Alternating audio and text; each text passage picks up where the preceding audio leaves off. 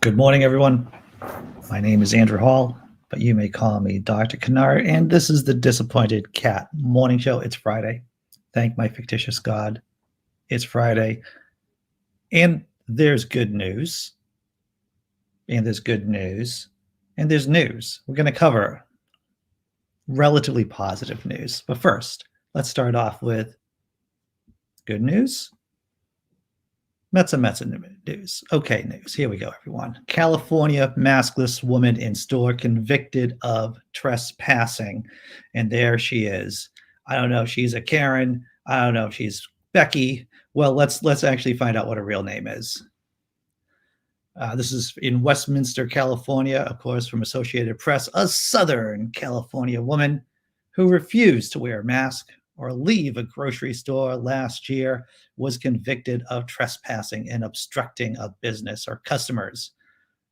The jury found Marianne Campbell Smith guilty on Wednesday, and Orange County Superior Court Judge John Zitney sentenced her to 40 hours of community service, a year of informal probation, and a $200 fine. The Orange County Register reported Smith, 57, was arrested on August 15, 2020 at Mother's Market in the city of Costa Mesa, where an anti-mask protest against California's mask mandate to prevent the spread of coronavirus was happening nearby. So this delusional woman right here, Marianne, not a Becky, not a Karen. Well, she's probably a Becky and a Karen, to tell you the truth. Apparently, she says she just wandered innocently into the supermarket to purchase some products and not to make a point about the mask mandate. Well, let's go on and check out the story, more of the story. In a statement in a court before sentencing, Orange County District Attorney Todd Spitzer said the case centered on property rights. The defendant wanted to make this about masks and freedom, Spitzer said. This trial was about private business and workers just trying to comply with health orders.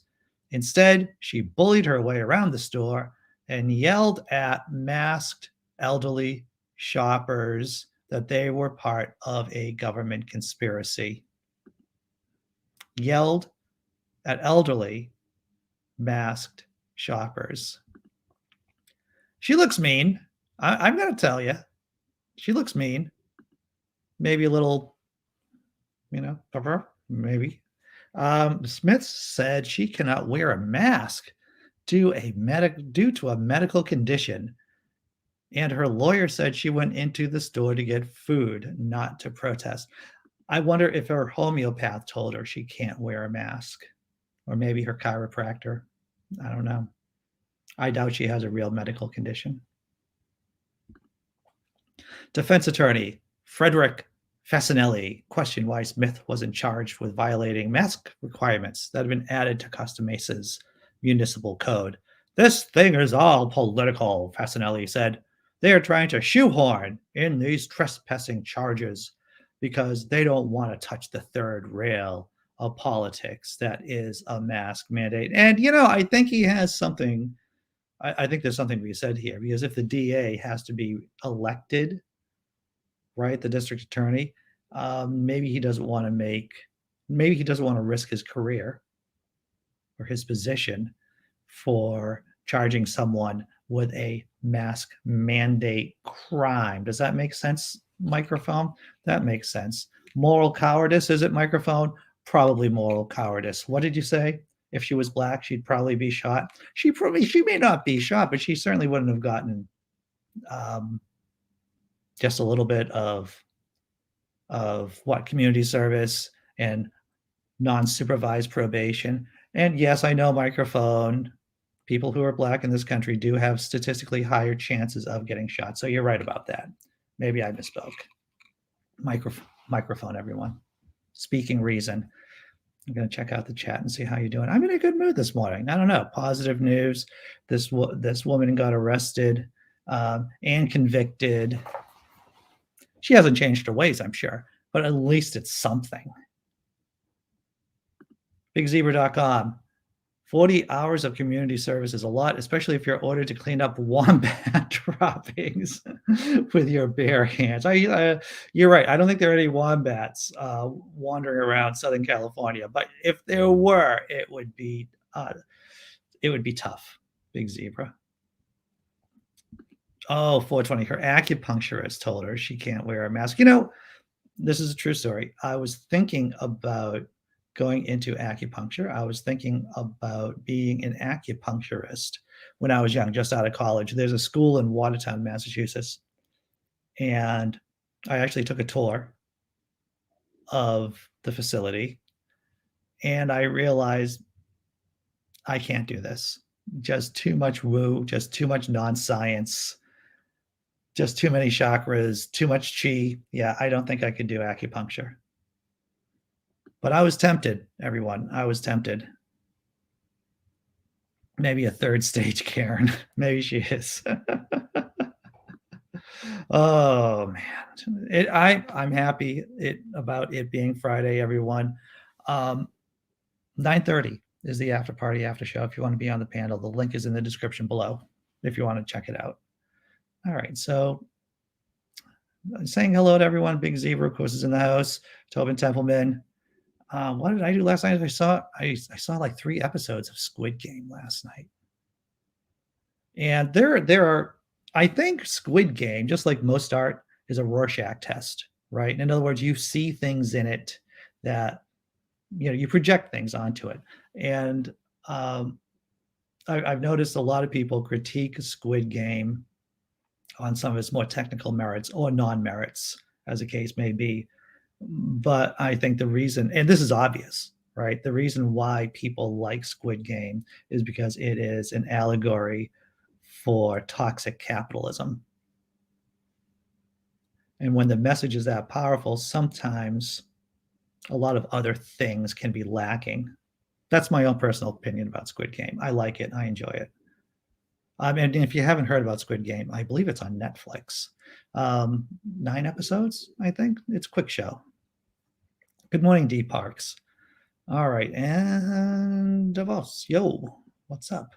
All right, we got to get on to the next story. We only have 25 minutes to do all this. This is positive. This is positive because it follows a thread that we've been covering about Amazon, right? Microphone, Amazon, and the attempts of unions to get into Amazon. And even though in European facilities there are unions, here in the States, unsurprisingly, unions haven't really caught on. And why is that, Microphone? Is because our society is inherently against unions now, even though they help build the middle class. Well, you're right about that. You're right about that. Let's go to this story. New union attempts here in Staten Island. Amazon warehouse workers on Staten Island push for union vote. Some 2,000 Amazon warehouse workers on Staten Island have signed a call for unionization and on Monday plan to ask federal labor officials to authorize a union vote. The push in New York ratchets up growing unionization efforts at Amazon, which is now the second largest U.S. private employer. The company has for years fought off labor organizing at its facilities. In April, warehouse workers in Alabama voted to reject the biggest union campaign yet. But wait, the story isn't over yet. In Alabama about unionization in Amazon, but we're going to get to that at the end of this story. As that vote ended, the Staten Island effort began, led by a new independent and self-organized worker group, Amazon Labor Union. The group's president is Chris Smalls, love that name, who has led a walkout at the start of the pandemic to protest working conditions and was later fired. We intend to fight for higher wages, job security, safer working conditions, more paid time off, better medical leave options, and longer breaks, the Amazon Labor Union said in a statement Thursday. Small says the campaign has grown to over 100 organizers, all current Amazon staff. Their push is being financed through GoFundMe, which has raised $22,000 as of midday Thursday. So, folks watching, lurking, observing this show, if you want to help unions, if you want to help, I don't know, screw over Jeff Bezos, you can go over to GoFundMe.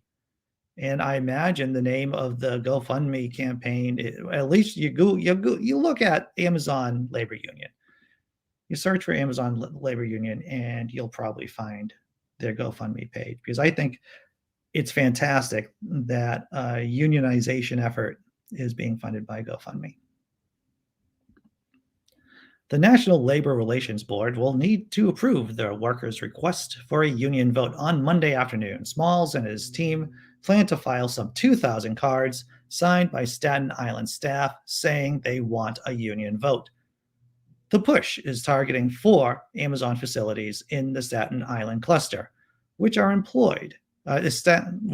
estimated to employ over 7,000 people. Rules require organizers to submit signatures from 30% of the workers they seek to represent. Labor officials will scrutinize eligibility of the signatures and which workers qualify to be included in the bargaining unit, among other things. He says Amazon has fought, and this is Mr. Smalls, the one who's organizing the union effort there on Staten Island. He says Amazon has fought the effort by calling the police. So what's the over-under, everyone? What are the chances that the police are actually more competent at squashing efforts to unionize than, let's say, forming community relations? What are the chances that the cops, are better at stifling unions, ironically, since their union is so strong, than de-escalating mentally ill people? It seems as if the police are there to keep citizens down, right? Minority groups, unions, groups that threaten oligarchy and the power structures already existing in society. That was my police rant there. Let's see. He says Amazon has fought the effort by calling the police, posting anti-union signs around the workplace, and even mounting a fence with barbed wire to push the gathering spot further from the warehouse. In Alabama, meanwhile, workers might get a second chance to vote on unionizing.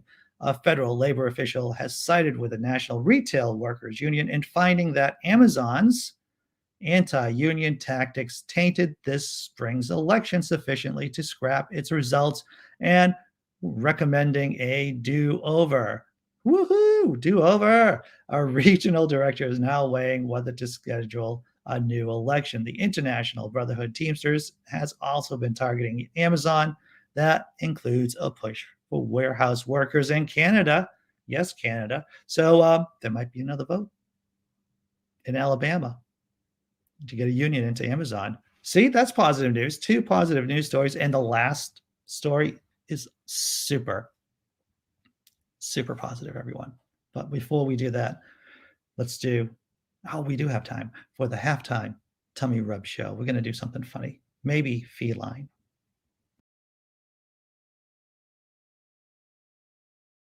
The most dangerous animal on this planet.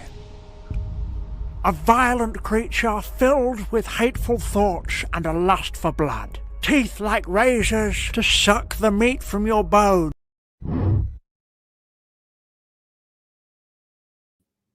Vicious animals, those cats, right? I'm going to check out the chat and see how everyone's doing.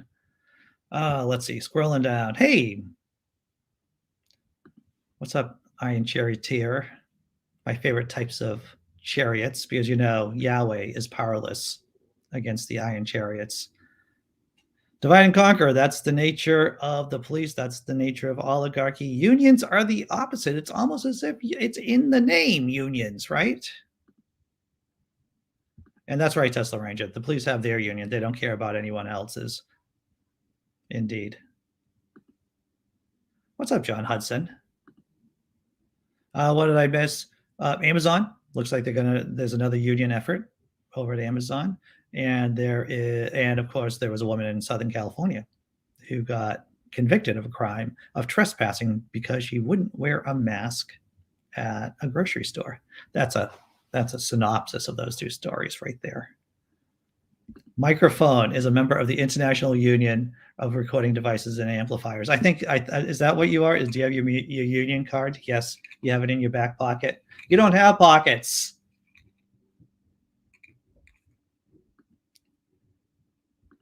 Squid Game is on Netflix. I'm about halfway. I think we're about halfway too. The episodes move fast. A note from Jeff Bezos: all who will sign union documents will be fired. Well, the organizer there, Mr. Smalls, got fired for organizing a walkout. Union good. That's right, John Hudson. Union good. All right. I promised something positive, more positive news, and I'm going to deliver on that promise, everyone. Because it's Friday. Now then, if you haven't seen the link down below, this is a fascist. She thinks she's a Christian nationalist fascist. She believes COVID vaccines are satanic. And guess what happened to her? Guess what happened to her? And if you're saying, I bet she got COVID, you are correct. Let's check out this story. I've lost my joy. She no longer laughs. She no longer loves. She's still living, but with COVID, I mean, who knows what she's doing if that's going to keep going. I've lost my joy. Anti-vax Republican who worked for the Trump campaign and embraced QAnon says she has COVID-19. And whenever I hear someone say that they are involved in QAnon, then it's like you're a part of the same crowd who would have hung witches in Salem back in the 17th century. You're part of that satanic panic. Click. Let's check out this story. A Delaware Republican who said coronavirus vaccines were part of a satanic plan to cause mass death is recovering from COVID-19, she announced Thursday, saying that the illness caused her to lose all of my senses. I think her senses have been lost for quite a while, to tell you the truth. Lauren Witzke, a self-styled Christian nationalist who embraced QAnon and support from white supremacists. It's funny how that all goes together. Christian nationalists, QAnon, white supremacists. We just have to tag on evangelical Christians too at the end of that. And I think the circle is complete. Was a Delaware GOP's candidate for Senate in 2020, receiving 186,000 votes in her failed run against Democratic incumbent Senator Chris Coons. What's amazing is this lunatic got 186,000 votes, right? But if there's one thing that we've learned during the pandemic, and we atheists have known this for quite a while, that at least 25% of the population of the United States of America are completely mad. Like they are we don't believe in evolution crowd, climate change isn't real crowd. Is the earth round? Probably not. That's that crowd right there. In a post on Gab, a social network popular with right-wing extremists, Witzke claimed she was recovering from this insane bioweapon called COVID. The 33-year-old who has worked as a political commentator for the right-wing Christian conspiracy site True News. We actually saw True News yesterday. If you were here for the show yesterday, we had a clip from True News about another conspiracy theory about the vaccine having parasitic eggs in it. So she was part of that crew, the Rick Wiles crew on True News.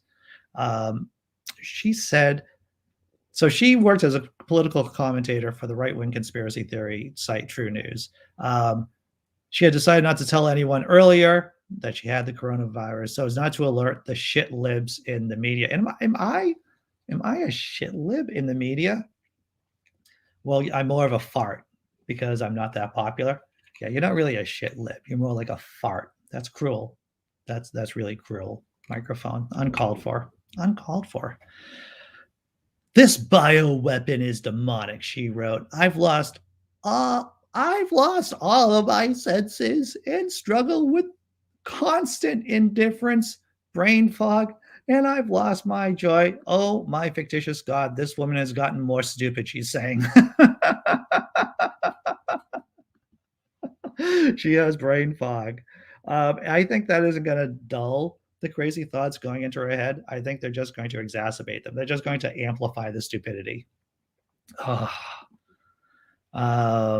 Okay. All right. Before I get to this next panel, you think you've seen Pinnacle stupid. You think you've seen Pinnacle crazy, but no. If anything that we've learned, there's no bottom to this, ladies, gentlemen, and small furry animals from Alpha Centauri. There's no bottom to stupid. You've been warned. You've been trigger warned against stupidity. Here it comes. In post shared on her Telegram channel, Witzke blamed True News for making her aware of the infection, insisting that nasal swabs were ultimately responsible for her getting COVID-19. No, that's not even the most stupid thing out of this. I'm an idiot for submitting to their demands and getting tested, she wrote. And yes, I know I need a good husband in my life to keep me from making bad decisions. I'm going to say it again so that people in the cheap seats can hear. And yes, I know I need a good husband in my life to keep me from making bad decisions. She left the company in September. She needs a husband in her life. I think anyone who would marry this woman right here would be at least crazy, would be just as much of a lunatic as she is. And it would be, yeah, that's what I think. I don't think anyone that woman would choose for a husband would help the situation at all. After her departure, Witzke attributed a June outbreak of COVID-19 among True News staff to a demonic, prior to her departure, I'm sorry. Witzke attributed a June outbreak of COVID-19 amongst True News staff to a demonic attack for having hosted far-right provocateur Milo Yiannopoulos, a former Breitbart writer who now claims to be ex-gay. Were you here when we covered that story about Milo coming on programs and saying he was no longer gay? Yeah. I don't think it's any coincidence that the True News crew all got deathly ill, got very sick right after they brought Milo on, she said, as reported by Pink News. She currently works with Stu Peters, an online broadcaster who has repeatedly pushed false claims about vaccines on his program. Witzke herself claimed that COVID-19 vaccinations were a mass death scale injection that would precede the end of the world. Crazy person. And dangerous, too. 186,000 votes. This lunatic got 186,000 votes for a Senate campaign that you lost. Thank my fictitious God. All right. Wow, it's already almost the end of the show. So I'm going to drop a funny video and then I'll be right back. Actually, Jerry, what the hell is happening? You know what? No, I don't like that. I don't think I like that at all. Jerry! No! What the? Oh! Okay, let's just take a breather. Jerry, what did I just... Oh my God. No, not today. You know what? I'm gonna bite your finger out. God damn it! This is mine now. I'm just gonna... Son of a bitch.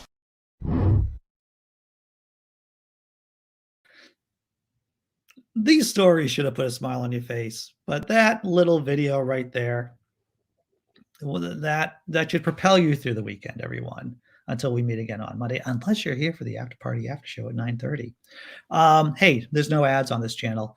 Please become a YouTube member or become a patron. You could throw a couple of shekels, a couple of dollars, a couple of pennies, maybe. I don't know, to my PayPal, Venmo. It's in the description below. I'm going to check out the chat one more time before signing off. She didn't have any senses to begin with. That's right, bigzebra.com. That's right. Maybe we're not shit libs, but more like shart libs. I was thinking about that. Yeah. Imaginary. Never stick your dick in crazy. Words of wisdom. Yeah.